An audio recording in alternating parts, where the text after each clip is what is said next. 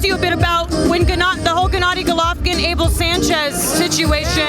As a trainer, if you were with someone from the start for 9 years and this happened to you, how would you be feeling about it all?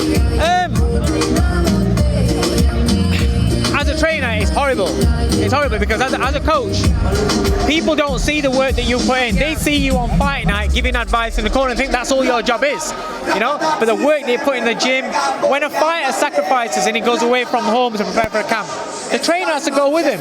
So he leaves his family. The trainer puts everything in there with him. He's the guy that's getting blasted on the pads, that's going through, the studying, stays up till 2-3 a.m. in the morning, studying to help me fighters. So it's very hard if you put in the work, and now I don't know what's been going on behind the scenes, but you also have to look at a fighter has one career, and if the fighter doesn't feel like he's improving, or if he's still learning with the coach that he's got, then sometimes, especially when they're coming towards the end of their career, Triple G, coming towards the end of his career, maybe he feels that his last few performances have been the exact same, and he's not doing anything different. Maybe he needs a change up.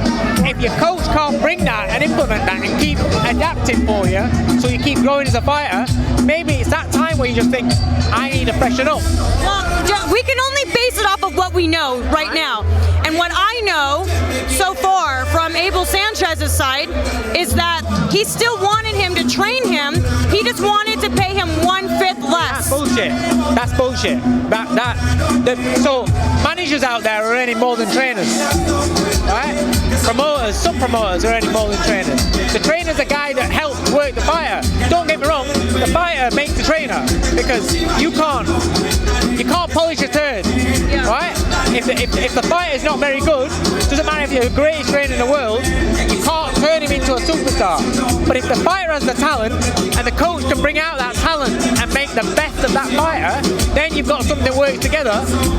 But the fighter goes in there and takes a punch and doesn't work. So the fighter, I will always say, is there in the pecking order.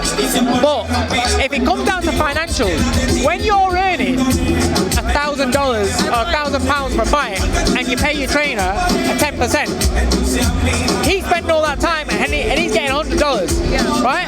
That's nothing. But that's what happens. That's what we have to go through before we get to the big bucks, right?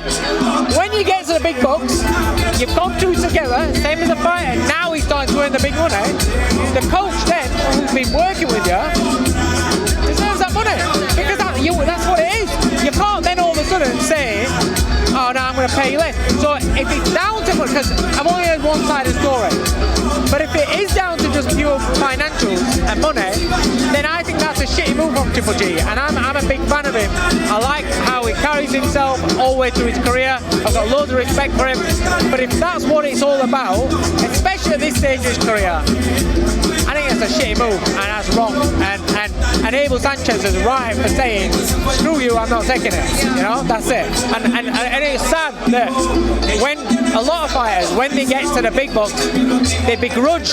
That 10% is the exact same. If you've been paying 10%, it's the exact same. You're taking 10% of smaller revenue. You should be able to take 10% of the larger revenue. Exactly. And it's not fair, because you've done it together. You know, it's not like the coach is then saying, right, now you're in the big fights, I want to earn more money, so I want 20%. No, it's just getting the same money. So it should be getting that same money all the way through.